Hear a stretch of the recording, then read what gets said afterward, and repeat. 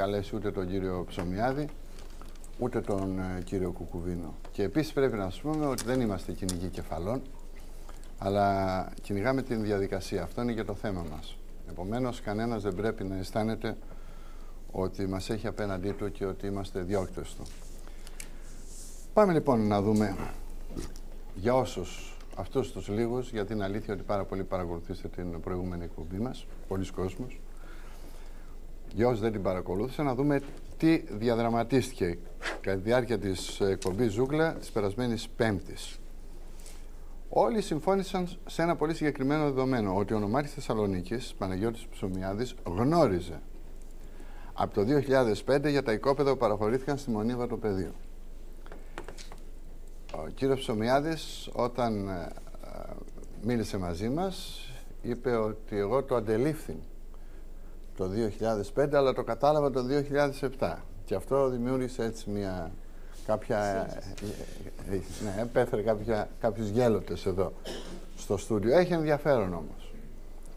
Για κάτι που το αντιλαμβάνεσαι το 2005 και το καταλαβαίνεις μετά από 2 χρόνια. Πάμε να δούμε την εκπομπή.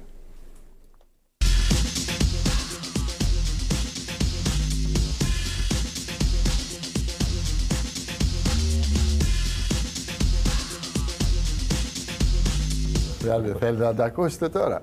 Για τώρα θα τα ακούσετε. Στο βίντεο που έχουμε εμείς και που μιλάτε σε εμάς και που μιλάτε στον ρεπόρτερ της εκπομπής, λέτε εγώ λέτε για την υπόθεση Ρεδεστού έμαθα από εσάς. Δεν γνώριζα τίποτα. Σωστά? Μου επιτρέπετε λίγο πάλι, δεν καταλάβατε κύριε Τρενταφυλόπουλο ότι εγώ ως νομάρχης από το 2005 που κατήγγειλα πρώτος μέχρι το 2007, συγχωρέστε μου σας ταλαιπωρώ, δεν είχα αντιληφθεί τίποτε. Πώς στείλατε την επιστολή στον Πασιάκο και την κοινοποιήσετε στον Πρωθυπουργό? Πολύ σωστά. Το 2005 λοιπόν, το 2005, είπα για το 2006 δεν γνώριζα. Το 2005... Το 5 γνωρίζατε, το 6 δεν γνωρίζατε. Το 7 ξαναμάθατε.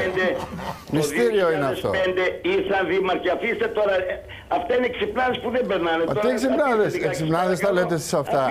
Είναι άσχημη εικόνα. Ο κύριος Νομάρχης εγνώριζε τα πάντα. Τα πάντα.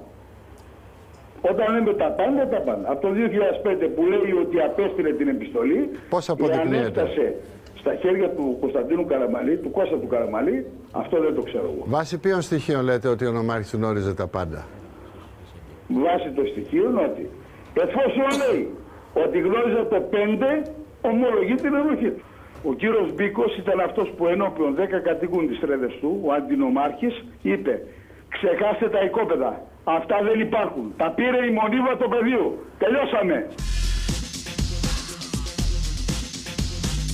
Πώς φεύγαν τα οικόπεδα και πηγαίνανε στο Βατοπέδι, μπορείτε να μου πείτε? Το Βατοπέδι τα πήρε με απόφαση Υπουργού Αγροτικής Ανάπτυξης του κυρίου Μπασιάκου, του τότε Υπουργού. Ποια χρονιά σας έστελνε αυτό το έγγραφο? 23 Πρώτου του 2006.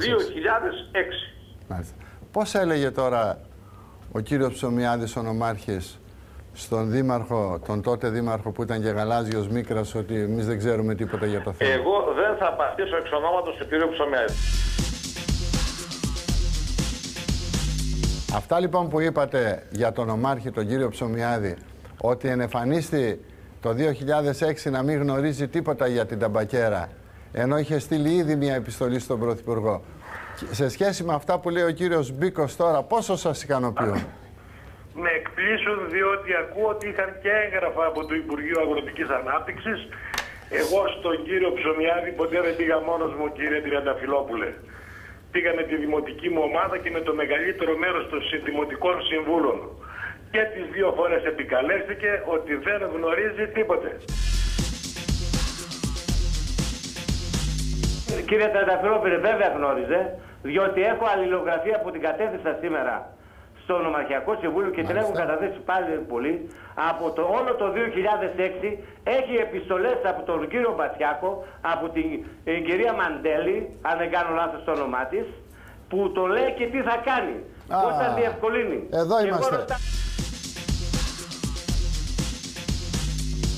Όταν έχει στείλει μια επιστολή το 2005 στον Πρωθυπουργό και σε 10 υπουργούς. Και πρέπει να δεις, γιατί ήδη βγήκανε 2 υπουργοί που λένε δεν πήρανε την επιστολή. Μήπως τελικά δεν στάλθηκαν οι επιστολές. Όταν λέει ο Νομάρχης ότι εγώ, παιδιά, έστειλα το έγγραφο και την επιστολή. Τώρα ποιοι δεν του το δώσαν, η καθαρίστρια του Μαξίμου, όχι, ή ο Ρουσόπουλος ή ο Αγγέλου. Ένας από τους δύο δεν το έδωσε στον Πρωθυπουργό. Εάν δεν το έδωσε. Πουλάει ψωμιά, δεν πειράζει. Εγώ παίζω μαζί σας, εσείς είστε μαζί μου και εγώ παίζω μαζί σας.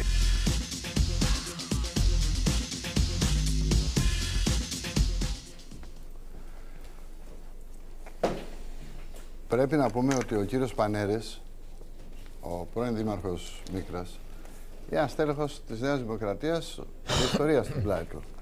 Ο κύριος Παδόπουλος το γνωρίζει αυτό βέβαια. Ο Νομάρχης και μπορεί να το επιβεβαιώσει, όπως και ο νυν δήμαρχος Μίκρας. Δεν είναι ένας άνθρωπος αλεξιπτωτιστής στην παράταξη της Νέας Δημοκρατίας.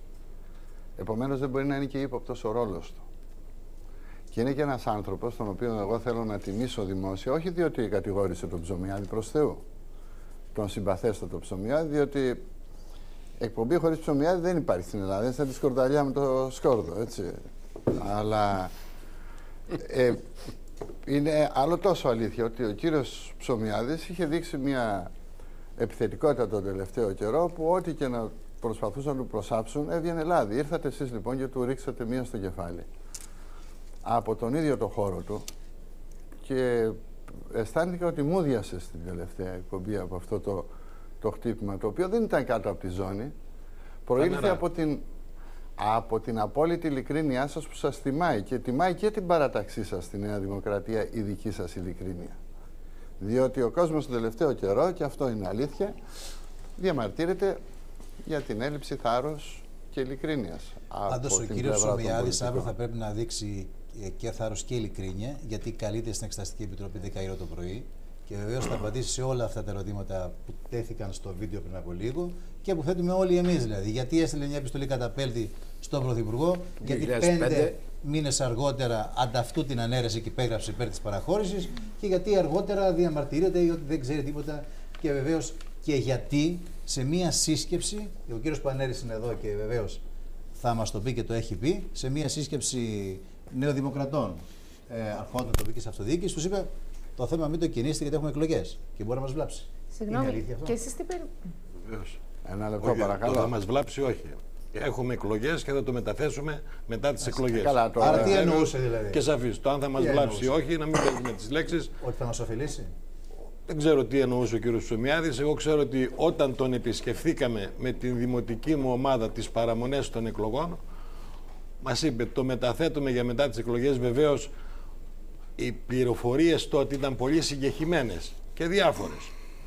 Δεν γνωρίζαμε αν είναι 50 τα οικόπεδα. Στην αρχή ξέραμε για 2, για 3, στη συνέχεια για 10 και ούτω καθεξής. Συγχωρείτε, όταν εσάς σας είπε ότι το θέμα, σας είπε ποτέ ότι δεν το γνωρίζω το θέμα? Σαφέστατα. Έχοντας στείλει ένα χρόνο νωρίτερα επιστολή στον Πρωθυπουργό για το ίδιο και θέμα. δεν Ένα λεπτό. Είναι σημαντικό εγώ θέλω να δείχνετε το Δήμαρχο, όχι εμένα. Γιατί εκείνος είναι το θέμα. Κύριε όχι εγώ, κύριε σκηνοθέτα. Αυτόν τον άνθρωπο πρέπει να δει ο κόσμος. Τον Νεοδημοκράτη που λέει για τον Παναγιώτη Ψωμιάδη ότι ένα χρόνο νωρίτερα έχει στείλει για το ίδιο θέμα στον Μπασιάκο και στον Πρωθυπουργό, στον κύριο Μπασιάκο και στον Πρωθυπουργό της χώρας επιστολή για αυτό το θέμα. Και σε εσάς λέει δεν το γνωρίζω το θέμα. Ήταν τότε που το αντελήφθη αλλά δεν το κατάλαβε δηλαδή. Μα βέβαια γιατί γελάει και ο κόσμος, διότι αν μη τι άλλο στον Παναγιώτη Ψωμιάδη οι Θεσσαλονικείς είχαν επενδύσει για ένα λόγο, για τον αυθορμητισμό του, την αμεσότητά του και την ειλικρίνεια. Δεν τον ψήφισαν ούτε για τα πολλά γράμματα που ήξερε, ούτε γιατί ήταν πρίτανης, ούτε για τίποτα άλλο. Και εγώ ο ίδιος, κύριε Τριανταφυλόπουλε, εγώ ο ίδιος και τον ψήφισα και στέλεχός του και στην ομάδα του και στο πρόγραμμά του. Ωραία. Όταν λοιπόν εσείς εκ των υστέρων ανακαλύψατε αυτό το οποίο έκανε και που δεν είναι η πιο έντιμη πράξη, δεν γυρίσετε να του πείτε Παναγιώτη, τι είναι αυτά που κάνεις? Έρχεσαι και μας λες παραμύθια ότι δεν γνωρίζεις τίποτα για το θέμα, έχοντας στείλει και επιστολή στον Πρωθυπουργό. Μας κοιμίζεις και μας εκθέτεις απέναντι στον κόσμο μας, γιατί εσείς εκτεθήκατε πού? Στον κόσμο σας. Διότι φανταστείτε τι έλεγε ο πολίτης μετά που σας ψήφιζε. Κοίτα να δεις ο Δήμαρχος και τι έκανε. Λέει και τώρα που είμαστε αντιπολίτευση, τι κάνατε? Έτσι. Γιατί ο Δήμαρχος... Ο κόσμος απαιτεί από τον πολιτικό τον τοπικό του. Είστε γιατί είναι η στην αντιπολίτευση του νυν Δημάρχου. Ακριβώς. Κάνατε το Πασόκ δήμαρχο.